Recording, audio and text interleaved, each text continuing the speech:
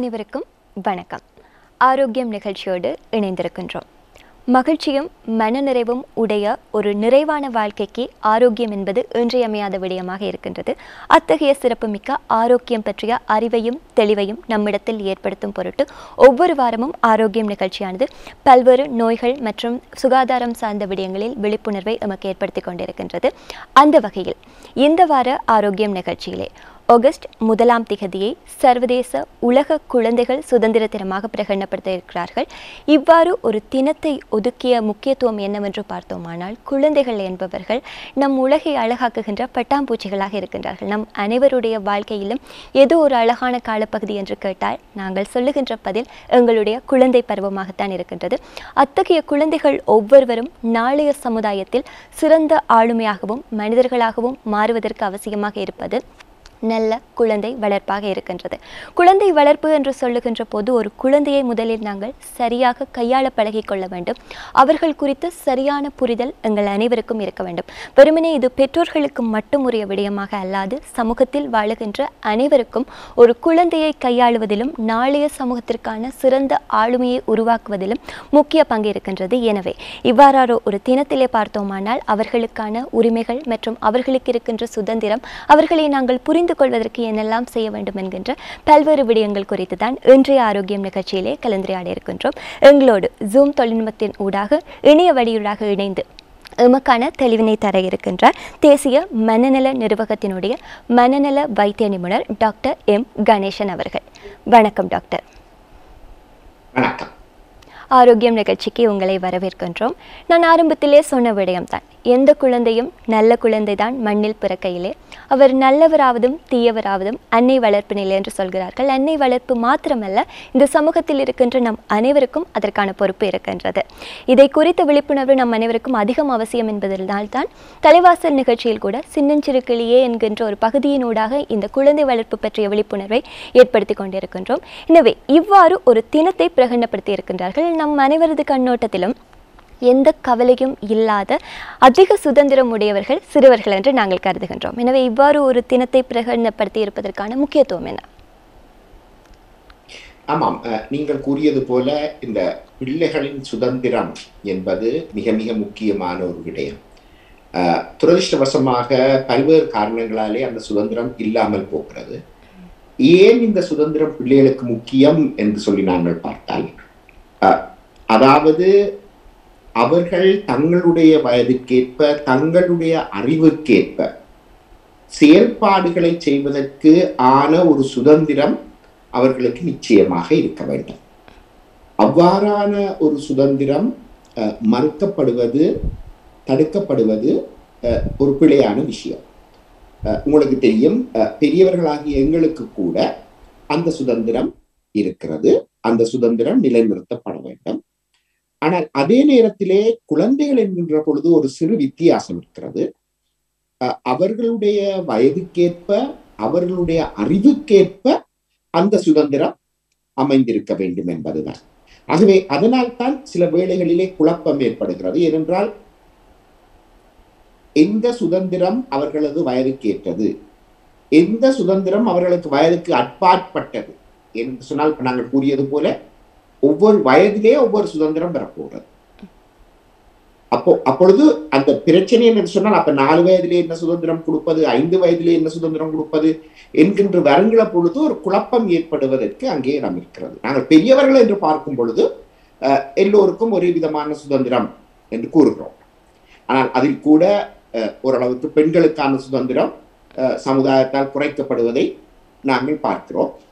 பிள்ளைகளுக்கு இது இன்னும் அதிகம் பிரச்சனை ஆகிறது. ஏனென்று சொன்னால், அந்த வயதுக்கேற்ப என்று வருகின்ற பொழுது எது வயதுக்கேற்ற சுதந்திரம் என்பது கலாச்சாரங்கள் சமூகங்களுக்கு இடையில் வித்தியாசம் ஏற்படலாம். குடும்பங்களுக்கு இடையில் கூட அங்கு ஒரு வித்தியாசம் ஏற்படலாம். ஒவ்வொரு குழந்தையும் நாங்கள் பார்த்தோமானால் மனதில் எந்தவித கவலையும் இல்லாமல், யாருடனும் எந்தவித ஒப்பீடும் இல்லாமல், யாராவது ஒருவர் செய்கின்ற விடயம் குறித்த ஒரு கோபமோ எந்தவித தாக்கமும் இல்லாமல் பார்க்கின்ற அனைத்து விடயங்களையும் இருக்கின்ற ஒரு மகிழ்ச்சியை உள்வாங்கக்கூடியவர்களாக இருக்கின்றார்கள். நீங்கள் சொன்னதை போன்று ஒவ்வொரு வயதிற்கும் ஏற்ற சுதந்திரம் என்பது வேறுபடுகின்றது. அதேபோல் அந்த சுதந்திரத்தை வழங்குவதில் சமூக குடும்ப கட்டமைப்பு அது தாக்கம் செலுத்துவதாக அமைகின்றது. இந்த குழந்தைகளுடைய சுதந்திரத்திற்கு இடையூறாக இருக்கின்ற விடயங்கள் எவை டாக்டர்? ஆமா, முக்கியமாக இருக்கிற ஒரு விஷயம்தான் இந்த வயது என்கின்ற விஷயம். உதாரணமாக ஒரு வயது பிள்ளைக்கு நாங்கள் சில விஷயங்களை செய்ய விட முடியாது, அதே போல 2 வயது பிள்ளைக்கு செய்ய விட முடியாது. அந்த வயதுக்கு மீறி அவர்கள் செய்ய முயற்சிக்கிற பொழுது அதை தடுத்து அதை சரியான முறையிலே வழிகாட்ட வேண்டியது பெற்றோர்களினதும் அதற்கு ஒரு வயதுக்கு பின் சமூகத்தினதும் கடுமையாக அமைகிறது. ஆகவே அந்த வயதுக்கேற்ற முதிர்ச்சி, அந்த வயதுக்கேற்ற செயல் ஆண்மை, அந்த செயல் திறமை எங்கே இருக்கிறது என்று சொல்லி, எங்களது பிள்ளைக்கு எது முடியும் என்று சொல்லி அதை விடுகின்ற, அதை செய்ய தூண்டுகின்ற, ஊக்குவிக்கின்ற அந்த பெற்றோர்கள் தான் முதலாவதாக சில வேளைகளிலே பிழையான விதத்திலே தடையை போட்டு விடுகிறார்கள். ஐயோ, எங்கள் பிள்ளைக்கு அது முடியாமல் இருக்கும், எங்கள் பிள்ளைக்கு ஏதாவது ஆகிவிடுமோ, எங்கள் பிள்ளைக்கு ஏதாவது ஆகிவிட்டால் நாங்கள் எப்படி அதை தாங்கிக் கொள்வது, எங்களது பிள்ளைக்கு ஏதாவது ஆகிவிட்டால் சமூகம் எங்களை பழி சொல்லும். இவ்வாறாக எங்களுக்குள்ளே, பெற்றோர்களுக்குள்ளே இருக்கிற பயன் காரணமாக அந்த பிள்ளைகளுக்கு கொடுக்க வேண்டிய சுதந்திரத்தை கொடுக்காமல் விட்டு விடுவது ஆசிரியர்கள், பெற்றோர்கள் செய்கின்ற ஒரு பிரச்சனையாக இருக்கிறது.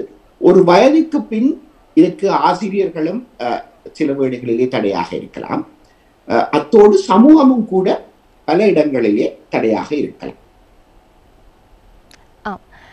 ஒரு விடயம் குறித்து நாங்கள் ஒரு கட்டத்தோடு, அளவுக்கு மிஞ்சினால் அமிர்தமும் நஞ்சு என்று சொல்வார்கள், நாங்கள் கொடுக்க வேண்டிய சுதந்திரத்தை கொடுக்காத போது எவ்வளவு பிழை இருக்கின்றதோ அதேபோல் அளவுக்கு மீறிய சுதந்திரத்தை கொடுப்பதும் தவறான ஒரு விடயமாகத்தான் இருக்கின்றது. சில சமயங்களில் நாங்கள் பார்த்தோமானால் அன்பை செலுத்துகின்றோம் என்று தேவையற்ற ஒரு அளவுக்கு மிஞ்சிய அதீத சுதந்திரத்தை கொடுப்பது தீய வழியில் பிள்ளைகளை இட்டுச் செல்லக்கூடியதாக இருக்கின்றது. எனவே இதே போன்று பாதுகாப்பற்ற ஒரு நிலைமையை பெற்றோர்கள் உணர்வதால் பிள்ளைகளுக்கு எந்த விதமான செயல்களில் ஈடுபடுவதற்கான சுதந்திரத்தையும் கொடுப்பதில்லை. இந்த இரண்டும் குறித்து உங்கள் கருத்து என்ன டாக்டர்? ஆமா, அதாவது இப்ப சில வீடுகளிலே ஒரு பக்கத்து வீட்டுக்கு தனியே செல்லக்கூடிய ஒரு பிள்ளையை கூட செல்ல அனுமதிக்க மாட்டார்கள். உன்னால் முடியாது என்று சொல்லி கட்டுப்படுத்துவார்கள். அதே நேரம் ஒரு 2 வயது பிள்ளையோ 3 வயது பிள்ளைக்கு கூட இந்த போனை வைத்துக்கொள் என்று சொல்லி போன் பாவிப்பதற்கான சுதந்திரத்தை கொடுக்கிறார்கள்.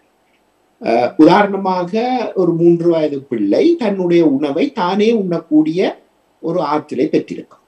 கொஞ்சம் அங்கால இங்கால சிந்தலாம், ஆனால் அநேகமாக அவர்கள் தங்களுடைய உணவை தாங்களே உண்ணக்கூடிய ஆற்றலை பெற்றிருப்பார்கள். ஆனால் துரதிருஷ்டவசமாக எமது சமூகங்களிலே அந்த வயதிலே பிள்ளையை நாங்கள் சுயமாக சுதந்திரமாக உண்ண அனுமதிப்பதில்லை. என்ன செய்கிறோம்? அம்மா அல்லது அப்பா அல்லது பாட்டன் பாட்டி யாராவது ஊட்டி விடுதல் என்கின்ற ஒரு விஷயம் தொடர்கிறது. அது சில வேளைகளிலே அவர்கள் 15-16 வயசு வரைக்கும் கூட துரதிருஷ்டவசமாக தொடர்வதை நாங்கள் காண்கிறோம். ஆகவே பிள்ளைக்கு தனக்கு விருப்பமான உணவை தனக்கு விரும்பிய வகையிலே உண்கின்ற அந்த உரிமை, அந்த சுதந்திரம் ஓரளவுக்கு வழங்கப்படத்தான் வேண்டும். ஓரளவுக்கு கொட்டி சிந்தலாம், அதையும் சுத்தம் செய்கின்ற பக்குவத்தை கூட நாங்கள் ஒரு வயதிலே கொடுக்கலாம். ஆகவே சில இடங்களிலே நாங்கள்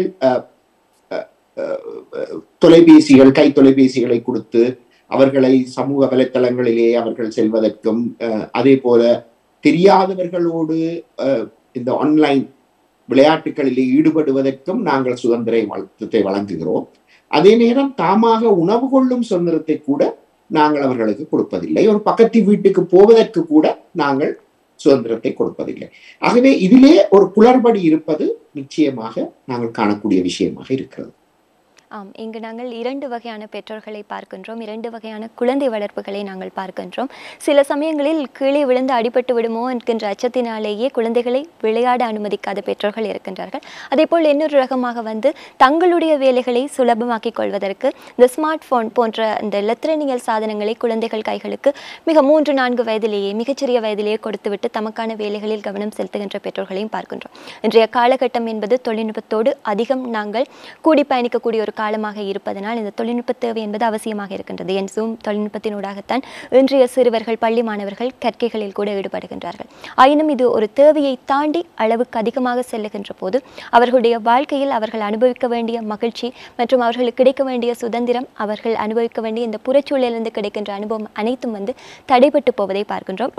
ஆகஸ்ட் 1 உலக குழந்தைகள் சுதந்திர தினத்தை முன்னிட்டு சிறுவர்களை நாங்கள் கையாள வேண்டியதன் அவசியம், சரியாக கையாள வேண்டியதும் அவர்களை சரியாக புரிந்து கொள்வதன் அவசியம் குறித்து தான் இன்றைய ஆரோக்கியம் நிகழ்ச்சியிலே கலந்துரையாடி கொண்டிருக்கின்றோம். எங்களோடு இணைய வழியினூடாக இணைந்து எமக்கான தெளிவினை தந்து கொண்டிருக்கின்ற தேசிய மனநல நிர்வாகத்தினுடைய தேசிய மனநல வைத்திய நிபுணர் டாக்டர் எம் கணேசன் அவர்கள். டாக்டர், நாங்கள் முதலிலே கதைத்திருந்தோம், இந்த கையடக்க தொலைபேசிகளை சிறு பிள்ளைகளுக்கு கொடுப்பதனால் பல பாதிப்புகள் ஏற்படுகின்றது. அதிலும் குறிப்பாக நம் போன்ற இதற்கு முந்தைய சந்ததியினருக்கு இருந்த இந்த பாட்டிகளிடம் கதை கேட்பதோ அல்லது தாத்தாக்களிடம் இருந்து கதைப்பதற்கான நேரமோ அல்லது உடல் உழைப்பை செலவிட்டு நாங்கள் செய்யக்கூடிய வேலைகளில் அதிக நாட்டத்தை காட்டுவதற்கோ அல்லது எங்கள் நண்பர்களிடம் இணைந்து நாங்கள் கூடி விளையாடுகின்ற ஒரு சந்தர்ப்பத்தையோ இந்த கையடக்க தொலைபேசிகளை பயன்படுத்துவதனால் நாங்கள் இழந்து விடுகின்றோம். ஆனால் அவ்வாறான ஒரு காலத்தை கடந்து வந்த பெற்றோர்கள் தான் தம் குழந்தைகளுக்கு கையடக்க தொலைபேசியை கொடுக்கின்றார்கள். எனவே இதை நீங்கள் எவ்வாறு பார்க்கின்றீர்கள்? ஆமாம், இது ஒரு சிக்கலான விஷயம். ஏனென்று சொன்னால் தொழில்நுட்பம் நாங்கள் விரும்பியோ விரும்பாமலோ இருந்தாலோ வளர்ந்து கொண்டுதான் செல்கிறது, மாறிக்கொண்டுதான் செல்கிறது. ஆகவே ஒரு விதத்திலே அந்த தொழில்நுட்பத்தோடு ஈடு கொடுத்து போக வேண்டிய ஒரு தேவை, ஒரு கட்டாயம் எங்களுக்கு இருக்கிறது. ஆகவே எங்களது பிள்ளைகள் அந்த தொழில்நுட்பத்திலே பின்னிப்பது அவ்வளவு உகந்த விஷயம் அல்ல. நீங்கள் கூறியது போல பாட்டி பாட்டாவுடன் கதை கேட்ட காலங்கள் இப்பொழுது சிக்கல்கள் இருக்கின்றன. பாட்டி பாட்டா சில வேளையில் ஒரு நாட்டில் இருப்பார்கள், பிள்ளைகள் பேர பிள்ளைகள் இன்னொரு நாட்டிலே இருக்கிறார்கள். ஆகவே எங்களது யதார்த்தமும் மாறிவிட்டது. ஆகவே தொழில்நுட்பத்துக்கு பிள்ளைகளை வழிகாட்டுவதும் அதை சரியாக உபயோகிக்க சொல்லிக் கொடுப்பதும் ஒரு முக்கியமான விஷயம். ஆனால் அதே நேரத்தில் அவர்கள் பாதுகாப்பாக இருக்கிறார்களா, அவர்களுடைய பாதுகாப்புக்கு அங்கு பங்கம் விளைவிக்கப்படுகிறதா, அத்தோடு அவர்கள் அந்த தொலைபேசியிலோ அல்லது கணனியிலோ பார்க்கும் விஷயங்கள் அவர்கள் வயதுக்கு உகந்ததா, அந்த வயதுக்கு பொருத்தம் இல்லாத விஷயங்களை அவர்கள் பார்ப்பதாலே அவர்கள் மனங்களிலே குழப்பங்கள், பிரச்சனைகள் ஏற்படுவதற்கு இடம் இருக்கிறது. ஆகவே இந்த விஷயங்களை நாங்கள் கவனத்தில் எடுத்துக்கொண்டு அதை செய்ய வேண்டியது மிக முக்கியம். ஆகவே சில பெற்றோர்கள் சொல்லுவார்கள், ஐயோ டாக்டர் என்ற பிள்ளை சரியான கெட்டிக்காரன், ஏதேதோ எல்லாம் செய்வான், எனக்கு ஒன்றும் விளங்காது. அது நாங்கள் ஏற்றுக்கொள்ளக்கூடிய ஒரு விஷயம் அல்ல. பெற்றோர்கள் ஆகிய நாங்கள் ஒரு கணனியையோ அல்லது மடிக்கணனியையோ அல்லது ஒரு தொலைபேசியோ பிள்ளைக்கு கொடுக்கும் பொழுது அது சரியாக கையாளப்படுகிறதா, அது பிள்ளைக்கு ஒரு தீங்கை விளைவிக்கக்கூடிய ஒரு சாத்தியக்கூறு இருக்கிறதா என்று பார்த்து கொள்ள வேண்டியது பெற்றோர்களாகிய எங்களது கடமையாக இருக்கிறது. அந்த கடமையிலே நாங்கள் தவற முடியாது. ஆம், முற்றுமுழுதாக இந்த இலத்திரனியல் சாதனங்களுடைய பயன்பாடு என்பது குழந்தைகளுக்கு வழங்கப்படக்கூடாது என்பது எங்களுடைய கருத்து அல்ல. எதுவும் ஒரு அளவோடு இருக்க வேண்டும். அதிலும் குறிப்பாக பெற்றோர்களுடைய கண்காணிப்போடு, பெற்றோர்களோடு பகிர்ந்து கொள்ளக்கூடிய அளவிலே நாங்கள் இந்த சாதனங்களை பயன்படுத்துவதாக இருக்கட்டும் அல்லது சமூக வலைத்தளங்களை பயன்படுத்துவதாக இருக்கட்டும், ஒரு வெளிப்படைத்தன்மையை கொண்டிருக்கின்ற பட்சத்தில் அது ஆரோக்கியமானதாக அமையும். இதை தாண்டி எங்களுக்கு தேவையற்ற விடயங்கள் கூட இன்றைய இணையங்களிலும் இருக்கின்றன, பல்வேறு இலத்திரனியல் சாதனங்களிலும் இருக்கின்றது. அவற்றை உள்வாங்காது நமக்கு தேவையான விடயங்களை உள்வாங்கிக் கொண்டோமான நிச்சயம் அந்த விடயங்கள் நம்மை வளப்படுத்தக்கூடியதாக இருக்கும். இதை தாண்டி இந்த குழந்தைகளுக்கும் பெற்றோர்களுக்கும் அல்லது குழந்தைகளுக்கும் பெரியவர்களுக்கும் இடையில் ஒரு பிரச்சனை வருகின்றது அல்லது ஒரு முரண்பாடான நிலைமை ஏற்படுகின்றது என்றால் அதற்கு அடிப்படை காரணமாக இருப்பது சரியான புரிந்துணர்வு இன்மை. இந்த குழந்தைகளை, சிறுவர்களை எவ்வாறு நாங்கள் இலகுவாக புரிந்து கொள்ள முடியும்? ஆமா, முக்கியமாக நீங்கள் சொன்ன இந்த விஷயம் ஒரு மிக முக்கியமான ஒரு விஷயம். ஏனென்றால் பிள்ளைகளுக்கும் பெற்றோர்களுக்கும் இடையிலே அதிகமான முரண்பாடுகள் முக்கியமாக இந்த காலகட்டத்திலே இன்னும் அதிகரித்திருப்பதை நாங்கள் காண்கிறோம். பெற்றோர்களாகிய நாங்கள் விளங்கிக் கொள்ள வேண்டிய ஒரு விஷயம், பிள்ளைகள் அதிக சுதந்திரத்தை வேண்டி நிற்பார்கள், அதிக சுதந்திரத்தை வேண்டி கேட்பார்கள், அதிக சுதந்திரத்துக்காக போராடுவார்கள். அவர்களுக்கு எது தங்களால் முடியும், எது தங்களால் முடியாது என்ற விஷயங்களிலே சில குழப்பங்கள் இருக்கும். அவர்கள் தங்களால் முடியாத விடயத்தை கூட தங்களால் முடியும் என்று நாங்கள் செய்ய போகிறோம் என்று முரண்டு பிடிப்பார்கள், கதைப்பார்கள், போராடுவார்கள், செய்வார்கள். அது குழந்தைகளுடைய இயல்பு. அதாவது தங்களை சுற்றி இருக்கும் சூழலை ஆராய்வதற்கான ஒரு பண்பு எல்லா குழந்தைகளுக்குமே அங்கு பிறக்கும் பொழுதே அங்கு இருக்கிறது. அப்படித்தான் அவர்களுடைய அறிவு வளர்கிறது. ஆகவே அவர்கள் அந்த கணிப்பீட்டை சரியாக செய்யாமல் என்னால் இது முடியும் என்று அவர்கள் நினைப்பார்கள். ஆனால் அவர்களுக்கு முடியாத காரியமாக இருக்கலாம். பெற்றோர்களுக்கு விளங்கும் இது முடியாத காரியம் என்று அவர்கள் அதுக்கு தடை போட பார்ப்பார்கள். அந்த இடத்திலே பிரச்சனைகள் வரும். ஆகவே இந்த இடத்தில் தான் இல்லை நீ இதை செய்யாதே, நீ இதை செய்யாதே என்று சொல்லுகின்ற பொழுது அங்கு ஒரு முரண்பாடு ஏற்படுகிறது, ஒரு பிரச்சனை ஒன்று ஏற்படுகிறது. ஆகவே முதலாவதாக நாங்கள் செய்ய வேண்டிய விஷயம், ஏன் நாங்கள் இது உனக்கு செய்ய முடியாது, ஏன் இதை செய்வதற்கு உங்களுக்கு நாங்கள் அனுமதிக்க முடியாது என்பதற்கான காரணங்களை தெளிவாக விளங்கப்படுத்த வேண்டும். ஆகவே ஒரு பிள்ளை, சிறு பிள்ளை வந்து தான் கேஸ் அடுப்பை போட போகிறேன், என்னை விடுங்கள் என்று கேட்கும் பொழுது ஏன் நாங்கள் அதற்கு மாட்டோம் என்று சொல்கின்றோம் என்று சொல்வதோடு எப்பொழுது அதற்கான அனுமதி கிடைக்கும் என்பதையும் நாங்கள் தெளிவாக சொல்ல வேண்டும். ஆகவே ஒரு 4 வயது பிள்ளை வந்து தான் கேஸ் அடுப்பை போட போகிறேன் என்று கேட்கும் போது, இல்ல பிள்ளை, நீங்கள் என்ன செய்ய விருப்பமோ நான் போட்டு விடுறேன், நானும் அம்மாவும் பிள்ளையுமா அல்லது அப்பாவும் பிள்ளையுமா சேர்ந்து இதை செய்வோம், உங்களுக்கு 10 வயசு வரக்குள்ள உங்களாகவே நாங்கள் கேஸ் அடுப்பை போடுறதுக்கு நாங்கள் அனுமதி தருவோம். ஆகவே எப்பொழுது அது முடியும் என்கின்றதையும், பிள்ளை கேட்கும் விஷயத்துக்கு ரைட், ஏன் நீ கேஸ் அடுப்பை போட வேண்டும் என்று நினைக்கிறாய், நீ என்ன செய்ய விரும்புகிறாய், ரைட் வா நானும் நீங்களுமாக சேர்ந்து இதை செய்வோம் என்று சொல்லி அவர்களையும் சேர்த்தெடுத்துக் கொண்டு அந்த செயல்பாடில் ஈடுபடும் பொழுது அங்கு முரண்பாடு குறைவாக இருக்கும். ஆகவே பிள்ளைகளுக்கு தெளிவாக ஏன் இதை நாங்கள் செய்ய விரும்புகிறோம் இல்லை, வேண்டுமென்று சொன்னால் ஒரு மெழுகுதிரியை எரித்து அதிலே வாருங்கள் கையை பிடித்து பார்ப்போம் என்று சொல்லி பிள்ளையையும் அம்மாவும் அப்பாவும் மேல கையை பிடித்து, இங்க பாருங்கள் எனக்கு சுடுகிறது, இங்கே நீங்கள் உங்களோட கையை கொஞ்சம் மேலே எடுத்து பாருங்கள், பார்த்தீர்களா சுடுகிறது, ஆகவே இந்த கேஸ் அடுப்பிலே இதை விட மிக அதிகமான வெப்பம் வருகிறது, ஆகவே சுட்டால் நோகும் தானே. ஆகவே இவ்வாறான விஷயங்களை நாங்கள் உதாரணங்களோடு அவர்களுக்கு சொல்லிக் கொடுக்கும் பொழுது நிச்சயமாக அவர்கள் புரிந்து கொள்வார்கள்.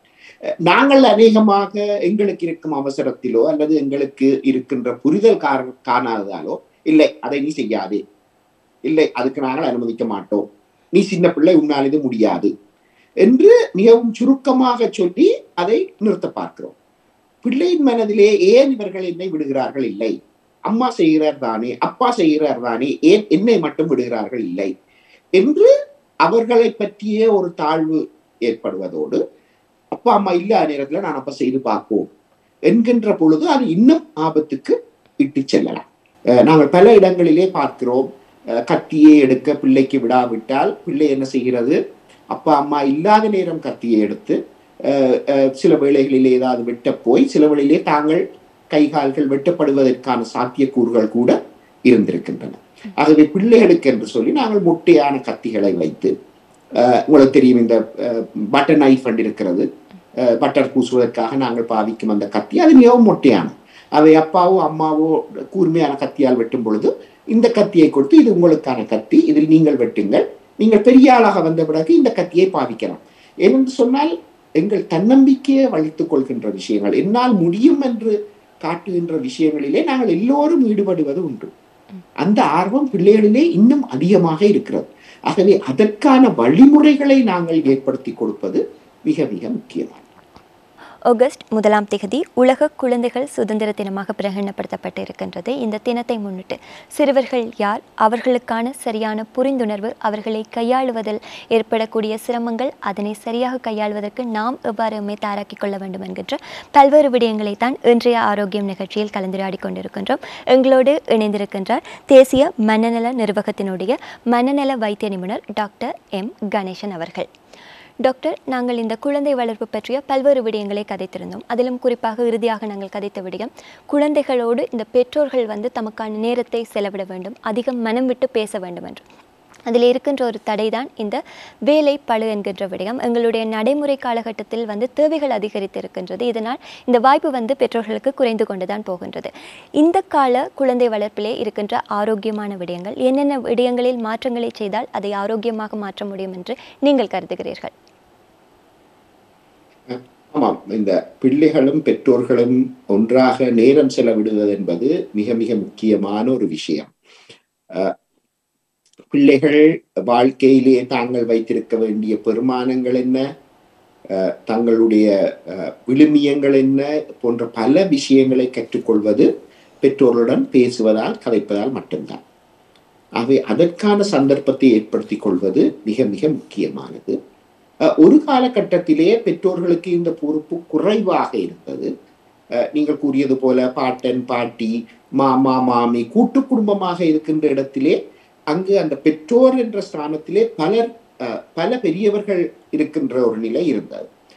அப்பொழுது அப்பா அம்மாவோடு கதைக்க முடியாவிட்டால் கூட ஒரு சின்னம்மாவோடோ அல்லது சித்தப்பாவோடோ அல்லது மாமாவோடோ கதைக்கக்கூடிய, பாட்டன் பாட்டியோடு கதைக்கக்கூடிய ஒரு சந்தர்ப்பம் அங்கு பிள்ளைகளுக்கு இருந்தது. இன்று நாங்கள் சிறிய குடும்பங்களாக மாறிய பின்பு, உலகளாவிய பரந்த குடும்பங்களாக மாறிய பின்பு அதற்கான வாய்ப்புகள் மிகவும் குறைந்திருக்கின்றன. முக்கியமாக தாய் தந்தையர் என்ற இருவர் கூட வீட்டுகளிலே இருப்பது இப்பொழுது கடினமான ஒரு விஷயமாக வருகிறது. பல பெற்றோர்கள் வெளிநாடுகளிலே வேலைக்கு செல்கிறார்கள். பலர் பிள்ளைகளுடைய பெற்றோர்கள் வேறு ஊர்களிலே தொழிலுக்கு போகிறார்கள். சனி ஞாயிறு மட்டுமே வீட்டுக்கு வருகின்ற பெற்றோர்கள் மிக அதிகம் இருக்கிறார்கள், நகரங்களுக்கு வேலைக்கு போவதாலே. ஆகவே அந்த கதைக்கக்கூடிய பெரியவர்கள் என்கின்ற நபர்களது எண்ணிக்கை நிச்சயமாக இப்பொழுது பிள்ளைகளுக்கு குறைந்திருக்கிறது. வீட்டிலே அப்பா அம்மா அல்லது அப்பாவோ அம்மாவோ மட்டுமாக இருக்கலாம். பாடசாலைக்கு செல்கிறார் அல்லது முன்பள்ளிக்கு செல்கிறார் என்றால் அங்குள்ள ஆசிரியர்கள் இவர்கள் மட்டுமே அநேகமாக பிள்ளைகளுக்கு இருக்கிறார்கள். ஆகவே தங்களுக்கு எழக்கூடிய சந்தேகங்கள், எது சரி எது பிழை, அவர்களுக்கு உலகத்தை பார்க்கும்போது பல்வேறு கேள்விகள் எழும். இவர்கள் இந்த இடத்திலே நடந்து கொண்டது சரியா? இன்று நான் பாதையிலே என்னோடு படிக்கிற ஒரு சிறுவன் ஒரு நாய்க்கு ஒரு கல்லை எறிந்தான், இது சரியா? அல்லது எனது வகுப்பிலே ஒரு மாணவன் இன்னொரு மாணவனுடைய பென்சிலை வீட்டு களவாக எடுத்துக்கொண்டு போய்விட்டான், அல்லது ஒரு கேலி பண்ணினான். உதாரணமாக கண்ணாடி போட்டுக் கொண்டிருக்கும் ஒரு மாணவனை பார்த்து 2 மாணவர்கள் அவருக்கு கேலி பட்டம் வைத்து பேரொன்று வைத்து கேலி பண்ணினார்கள். இதை நாங்கள் எப்படி எடுத்துக்கொள்வது? இவ்வாறான பல எண்ணங்கள், பல கேள்விகள் அந்த பிள்ளைகளின் மனதிலே எழும். ஆகவே இதை எப்பொழுது கேட்பது? நாங்கள் வேலையாக இருக்கும் பொழுது அல்லது வேறு இதை கவனத்துக்கு செலுத்தும் பொழுது பிள்ளைகள் கேட்டால், இப்ப கேட்காத பேருந்து போய் கேள், இப்ப போய் விளையாடு என்று சொல்லி நாங்கள் சொல்லி அனுப்பி விடுவோம். இவ்வாறாக சில முறை தொடர்ந்து நடக்கும் பொழுது பிள்ளைகள் எங்களிடம் கேட்பதை விட்டு விடுவார். அது துரதிருஷ்டமான விஷயம். அப்படியானால் அவர்கள் பெருமானங்கள் விளியமைங்களை பெற்றுக்கொள்ள திரைப்படங்கள், தொலைக்காட்சி நாடகங்கள் போன்றவற்றை நாடுகின்ற ஒரு துரதிருஷ்டவசமான ஒரு நிலை அங்கு ஏற்படும். அவற்றை நாடும் பொழுது உங்களுக்கு தெரியும், திரைப்படங்களிலோ தொலைக்காட்சி நாடகங்களிலோ கொடுக்கப்படும் விளிமியங்கள், எண்ணக்கருக்கள் அந்த வயதுக்கு உகந்தவை அல்ல. அவர்களுக்கு அதை விளங்கிக் கொள்வது கூட கஷ்டமாக இருக்கும். ஆகவே இந்த விடயத்திலே பெற்றோர்கள் பிள்ளைகள் கேட்கும் பொழுது அதற்கு உரிய மறுமொழியை சரியாக சொல்வது முக்கியம்.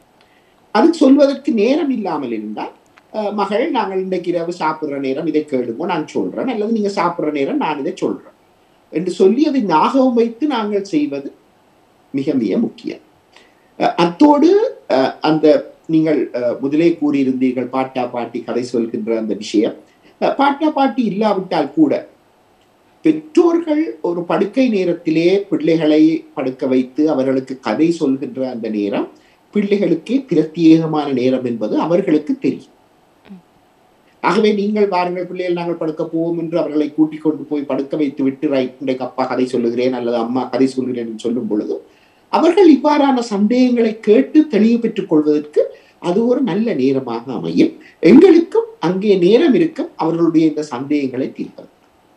ஆகவே பிள்ளைகள் எங்களை கேட்கும் பொழுது இது உனக்கு வயதுக்கு மீறிய விஷயம், முதல கேட்காதே, அல்லது நாங்கள் பிஸியா இருக்கிறோம், இதை போய் வேறு யாரிடையும் கேள், இதெல்லாம் உனக்கு தேவையில்லாத விஷயம், இதுவா பரீட்சைக்கு கேட்க போறார்கள் போன்று நாங்கள் சொல்லாமல், அவர்கள் கேட்கின்ற கேள்விகள் அவர்கள் பெரியவர்களாக வந்த பிறகு எவ்வாறு மனிதர்களாக வரப்போறார்கள் என்பதை தீர்மானிக்கின்ற முக்கியமான விஷயம்.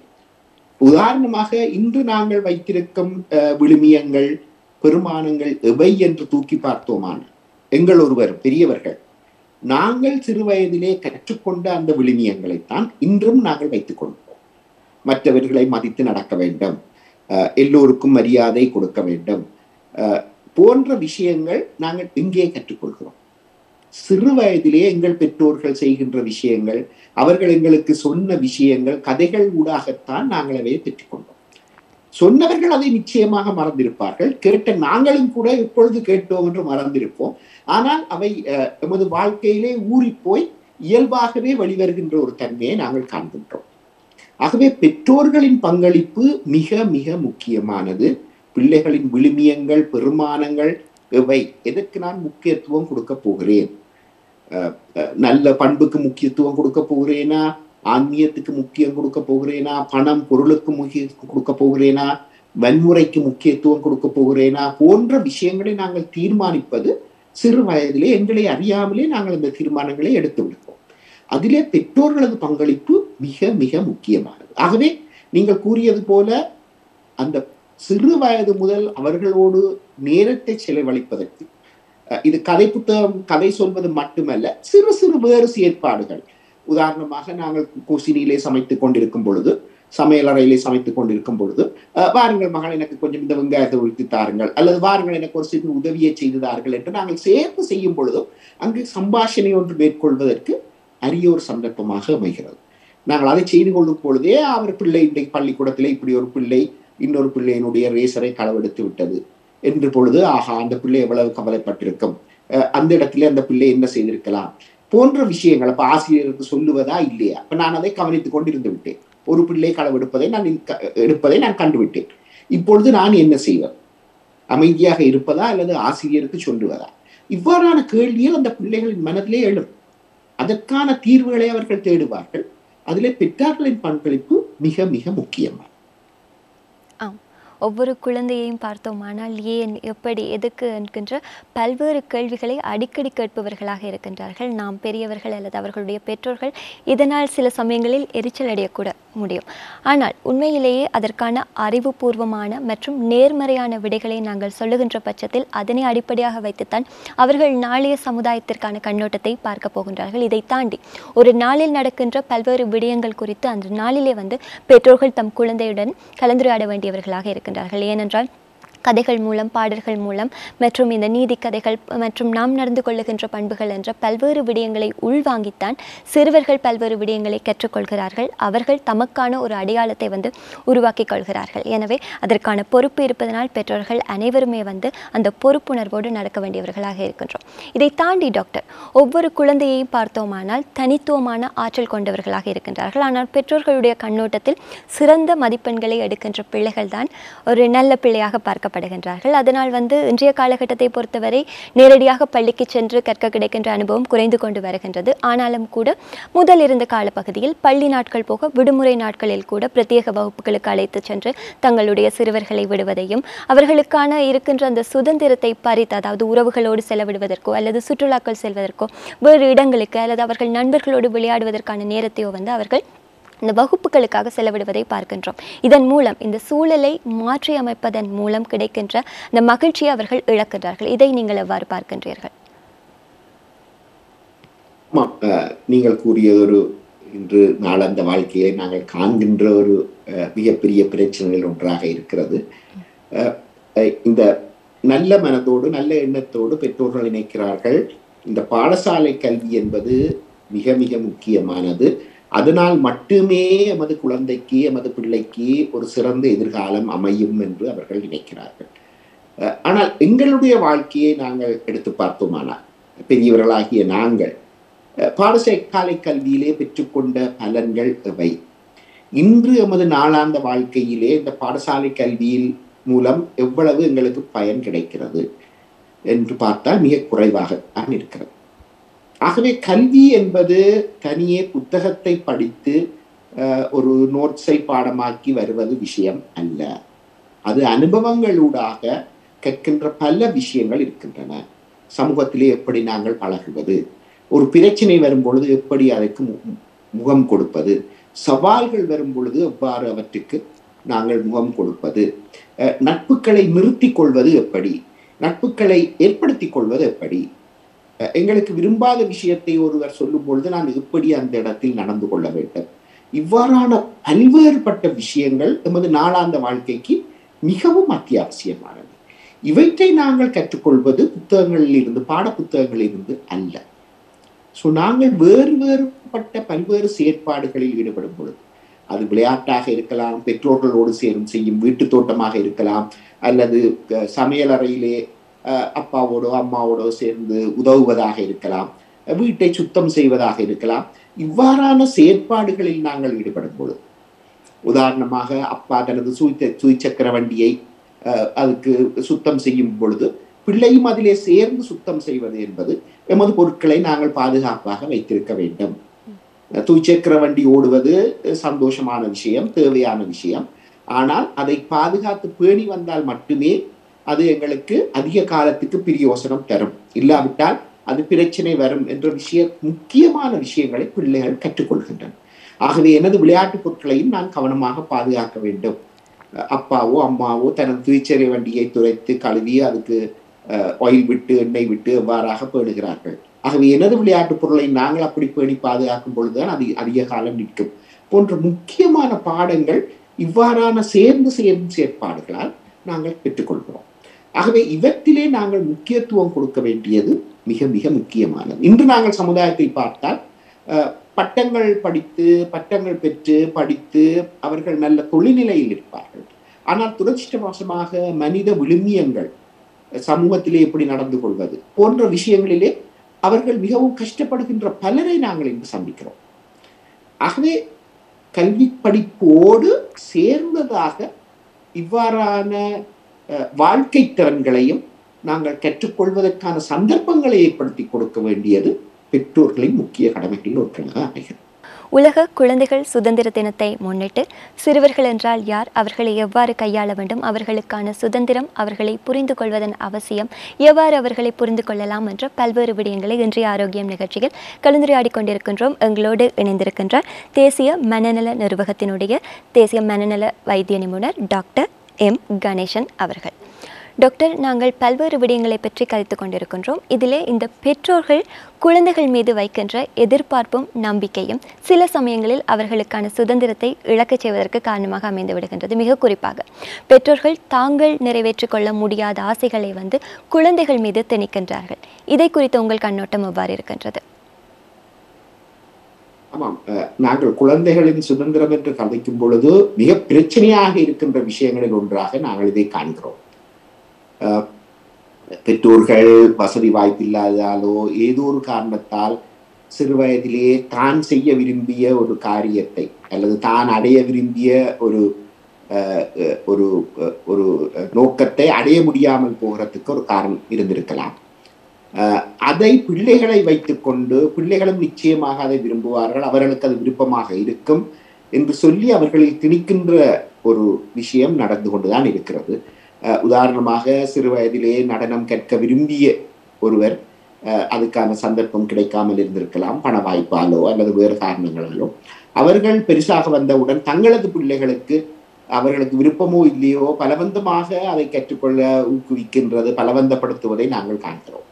அது நிச்சயமாக அவர்களுடைய சுதந்திரத்தை, பிள்ளைகளின் சுதந்திரத்தை பாதிக்கின்ற ஒரு விஷயமாகத்தான் நாங்கள் எடுத்துக்கொள்ள வேண்டும். ஆமாம், பெற்றோர்களுக்கு ஒரு பொறுப்பு இருக்கிறது. பல்வேறுபட்ட விஷயங்களை பிள்ளைகளை அறிமுகப்படுத்துவது. இப்படி நடனம் என்ற ஒரு விஷயம் இருக்கிறது, அதனாலே இப்படி செய்யும் பொழுது எங்களுக்கு சந்தோஷம் வரும், அல்லது பாட்டு அல்லது வயலினோ அல்லது வேறு விளையாட்டுகளோ இருக்கின்றன என்று பிள்ளைகளுக்கு இருக்கின்ற விஷயங்களை அறிமுகப்படுத்தி விடுவது நிச்சயமாக பெற்றோர்களின் கடமை. ஆனால் அதிலே எதைத்தான் செய்வது, எதை விருப்பமில்லாமல் விடுவது என்கின்ற உரிமை, அந்த சுதந்திரம் பிள்ளைகளுக்கு இருக்கின்றது என்பதை நாங்கள் மனதில் வைத்துக் கொள்ள வேண்டும். பிள்ளைகள் எங்களுக்கு விருப்பமான விஷயங்களை பிள்ளைகள் செய்யாமல் விடும் பொழுது எங்களது மனதுக்கு கொஞ்சம் கஷ்டம் இருக்கலாம். ஏனென்றால் நாங்கள் அதை பெறுமதியான முக்கியமான விஷயமாக நாங்கள் நினைக்கிறோம். ஆகவே நடனம் கற்றுக்கொள்வது மிகவும் நல்ல விஷயம், மிக முக்கியமான விஷயம் என்று நான் நினைக்கிறேன். ஆனால் எனது பிள்ளையோ அதிலே எந்தவித அக்கறையும் காட்டுகிறதில்லை. நடன வகுப்புக்கு போகும் பொழுது விருப்பமின்மை, அழுகிறது, நான் போக மாட்டேன் என்று அடம் பிடிப்பது போன்ற நடத்தைகளை காட்டும் பொழுது எங்களது மனதுக்கு கொஞ்சம் கஷ்டமாக இருக்கலாம். அதை நான் ஒத்துக்கொள்கிறேன். ஆனால் எங்களது மனதில் இருக்கும் கஷ்டத்துக்காக நாங்கள் பிள்ளைகளை பலவந்தப்படுத்துவது என்பது அவர்களுடைய சுதந்திரத்தை மீறும் ஒரு செயல். அவர்களுக்கு தங்களை பற்றிய தன்னம்பிக்கை, தங்களுடைய சுயாதீனம் பற்றி அவர்களுக்கு பல சந்தேகங்களை அது ஏற்படுத்துகிறது. ஆகவே அப்படியானவர்கள் எங்களது பலவந்தத்தினூடாக அந்த விஷயங்களை கற்றுக்கொண்டால் அதை முற்றுமுழுதாக அவர்கள் செய்ய போவதில்லை. ஏனென்றால் அவர்கள் விருப்பம் இல்லாமல் செய்கிறார்கள். அத்தோடு பெரியவர்களாக வந்த பின் அவர்கள் சவால்களை எடுத்துக்கொள்வதில், தங்களுக்கு எதிர்நோக்கும் பிரச்சனைகளுக்கு முகம் கொடுப்பதிலே அவர்கள் பல பிரச்சனைகளை அவர்கள் எதிர்நோக்க வேண்டி வரும். ஆகவே இந்த காரணங்களுக்காக நாங்கள் எங்களுக்குள் இருக்கும் ஆசைகளை நாங்கள் பெரியவர்களான பின்பு கூட நாங்கள் அவற்றை கற்றுக்கொள்ள அதை பிள்ளைகளுக்கு திணிப்பதை தவிர்த்துக் கொள்வது நல்ல விஷயம். மீனுக்கு பறக்க தெரியாது, பறவைக்கு நீந்த தெரியாது என்று சொல்வார்கள். யாரோ ஒருவருடைய ஆசை என்பது மற்றவர்கள் மீது திணிக்கப்படும் போது அது அவர்களுக்கான ஆற்றலாக இருக்காது. அதனால் அவர்களுக்கு சரியாக அதை வெளிக்கொணர முடியாமல் போய்விடும். இதை தாண்டி டாக்டர், இந்த கண்டிப்பு என்கின்ற விடயம் மிக முக்கியமாக இருக்கின்றது. எதுவுமே அளவோடு இருந்தால் சிறப்பானதாக இருக்கும். கண்டிப்பு இல்லாமல் ஒரு பிள்ளையை நிச்சயமாக திருத்த முடியாது, சரியான வளர்ப்பிலும் ஈடுபடுத்த முடியாது. அதை தாண்டி ஒரு கண்டிப்பு அளவுக்கு அதிகமாக அதிகரிக்கின்ற போது அந்த குழந்தையினுடைய மனநிலையில் கூட பாதிப்பும் தாக்கமும் ஏற்படுவதற்கு வாய்ப்புகள் இருக்கின்றனவே. இந்த கண்டிப்பு முறைகள் மற்றும் அது ஏற்படுத்துகின்ற விளைவுகள் குறித்து நீங்கள் என்ன சொல்கிறீர்கள்? ஆமாம், இந்த கண்டிப்பு என்பது மிகவும் ஒரு சிக்கலான விஷயம். உதாரணமாக இந்த கண்டிக்கின்ற விஷயம் எனது மனநிலையிலே தங்கி இருக்கிறது. பெற்றோராகிய நான் சந்தோஷமாக இருக்கும் பொழுது, குழந்தை ஒரு தவறை செய்யும் பொழுது நான் சிரித்து அதைக்கு பெரிய பிரச்சனையாக நான் பார்க்க மாட்டேன்.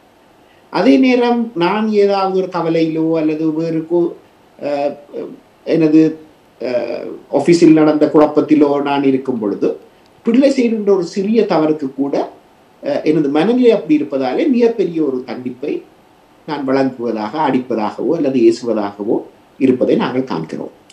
இது பிள்ளையின் மனதிலே மிகுந்த ஒரு குழப்பத்தை ஏற்படுத்தும்.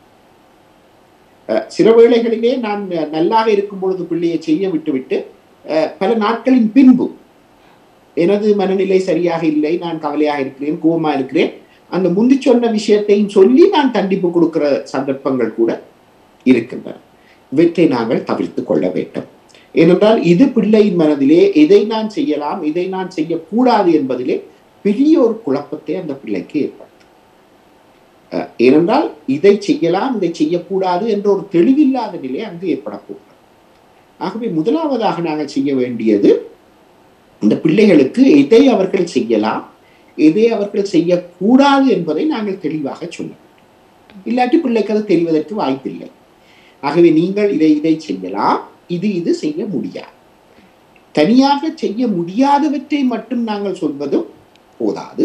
அவர்கள் எதை செய்யலாம், உதாரணமாக நீங்கள் ஒரு பேப்பர் ஒன்றை எடுத்து அதிலே கலர்களை வைத்து நீங்கள் சித்திரம் வரையலாம், ஆனால் சிவரிலே நீங்கள் வரையக்கூடாது போன்ற விஷயம். ஆகவே எதை அவர்கள் செய்யலாம், எதை அவர்கள் செய்யக்கூடாது, ஏன் அவர்கள் செய்யக்கூடாது, சிவரிலே சித்திரவதால் ஏற்படக்கூடிய பாதிப்புகள், பணச்செலவு, அம்மா அப்பா கஷ்டம் போன்ற பல விஷயங்களை நாங்கள் கலைக்கிறோம். சரிதான்? ஆகவே இது மிக முக்கியமான. அடுத்ததாக, அப்படி நாங்கள் சொன்னோம் என்றதற்காக மட்டும் பிள்ளைகள் அந்த மட்டத்துக்குள்ளே நின்றுவிட மாட்டார்கள். அவர்கள் செய்து பார்க்க வேண்டிய ஒரு தேவை அவர்களுக்கு இருக்கிறது. ஆகவே அவர்கள் செய்யக்கூடும். அப்படி செய்யும் பட்சத்திலே, நாங்கள் சொன்னதையும் மீறி அவர்கள் செய்யும் பட்சத்திலே நாங்கள் எப்படி அதை கையாள்வது என்ற கேள்வி வருகிறது. அவர்களுடைய சுதந்திரத்தை மீறி அவர்கள் போகும் பொழுது நாங்கள் இப்படி கையாளும். ஆகவே அந்த இடத்திலே நாங்கள் உணர்ச்சி வசப்படுவது பிரயோசனமற்ற செயல். நாங்கள் அதிகம் கோபத்தை காட்டி குரலை உயர்த்தி நாங்கள் செய்யும் பொழுது அது அவ்வளவு நல்ல விஷயம் அல்ல. ஆகவே அமைதியாக, மகள், நான் உங்களுக்கு சொன்ன நாங்கள் தானே, நீங்கள் இதை செய்யக்கூடாது என்று நீங்கள் மறந்துட்டீங்கள் போல. அப்படியான ஒரு குரலிலே, அப்படியான விதத்திலே நாங்கள் சொல்லி, அப்ப நீங்கள் செய்த பிள்ளைக்கு இப்ப நாங்கள் என்ன செய்வோம்? ஒன்று, அவர் அப்படி சித்திரம் வரைந்திருந்தால் சிவரிலே, அதை சுத்தப்படுத்துவதிலே அவரையும் சேர்த்துக் கொள்ளலாம். வாங்கோ, நீங்கள் அதை செய்தது நீங்கள் தானே, அதை சரி பண்ணி விடுங்கோ. அப்படியான ஒரு வேலையை செய்யும் பொழுது அவர் தான் செய்த பிழையை சிந்திப்பதற்கு அங்கு ஒரு சந்தர்ப்பம் கிடைக்கிறது அப்படியான விஷயத்தில். அல்லது அந்த பிள்ளை இன்னொரு பிள்ளையினுடைய ரேசரை கொண்டு வந்து விட்டது என்றால் சரி, அதை கொண்டே கொடுத்து மன்னிப்பு கேட்டுக்கொள்ளுங்கள். ஆகவே அந்த பண்புகளை நாங்கள் சொல்லிக் கொடுக்கலாம். ஆகவே தண்டனைகள் என்பது எப்பொழுதும் ஏசுவதாகவோ குரலையொத்தி கத்துவதாகவோ இருக்க தேவையில்லை. பல இடங்களிலே செய்த பிள்ளைகளை அவர்கள் சீர் செய்து கொள்ள முடியும். அதற்கான சந்தர்ப்பத்தையும் கொடுத்து அவர்களை அதை செய்ய வைப்பது பெற்றோர்களது கடமை. அப்படி சீர் செய்ய முடியாத தவறுகள் நடந்திருப்பின், மன்னிப்பு கேட்க முடியாது அல்லது சீர் செய்ய முடியாது என்று சொன்னால் அதை பற்றி சிந்திப்பதற்காக அவர்களுடைய ஒரு கதிரையிலே உட்கார வைத்து, மகள் இதில் 5 நிமிடம் இருங்கோ, அதுதான் உங்களுக்கு தண்டனை. அதை நாங்கள் உணர்ச்சி வசப்படாமல் குரலை உயர்த்தாமல் அமைதியாக செய்யும் பொழுது அவர்கள் தாங்கள் செய்த தவறை பற்றி யோசிப்பதற்கு அங்கு சந்தர்ப்பம் கிடைக்கிறது. ஆகவே தண்டனை என்றும் பொழுது நாங்கள் குரலை உயர்த்தி அவர்களை ஏசுவதோ அல்லது அடிப்பதோ எங்களுக்கு பிரியோசனத்தை தராது. எங்களுக்கு என்ன வேண்டும்? இந்த குற்றம் பிழை என்று விளங்கி அந்த பிள்ளை மீண்டும் ஒரு முறை செய்யாதிருக்க வேண்டும். அதுதான் எங்களுக்கு தேவை. ஆம், இந்த சமூகத்தின் மீது இருக்கின்ற பயம், தாங்கள் கடந்து வந்த ஒரு கசப்பான அனுபவம் அல்லது பார்த்த விடயங்கள் எங்கள் பிள்ளைகள் அனுபவித்து விடக்கூடாது என்கின்ற ஒரு முன்னாயத்தம் தான் கண்டிப்புக்கு காரணமாக இருக்கின்றது. கண்டிப்பு நிச்சயம் அவசியமாக இருக்கின்றது. ஆனால் அது குழந்தைகளுடைய சந்தோஷத்தை அல்லது மனநிலையை பாதிக்காத வகையில் இருக்க வேண்டும். தொடர்ச்சியாக டாக்டர், இன்று நடைமுறையில் நாங்கள் பல்வேறு பொருளாதார சிக்கல்களை எதிர்நோக்கி கொண்டிருக்கின்றோம். இது கூட ஒரு ஆரோக்கியமான குழந்தை வளர்ப்புக்கு பாதிப்பை ஏற்படுத்தக்கூடிய ஒரு விடயமாக இருக்கின்றது. நாங்கள் பல்வேறு விடயங்களை கூறலாம், இதில் மாற்றம் செய்யலாம், இதில் மாற்றங்கள் செய்யலாம் என்று.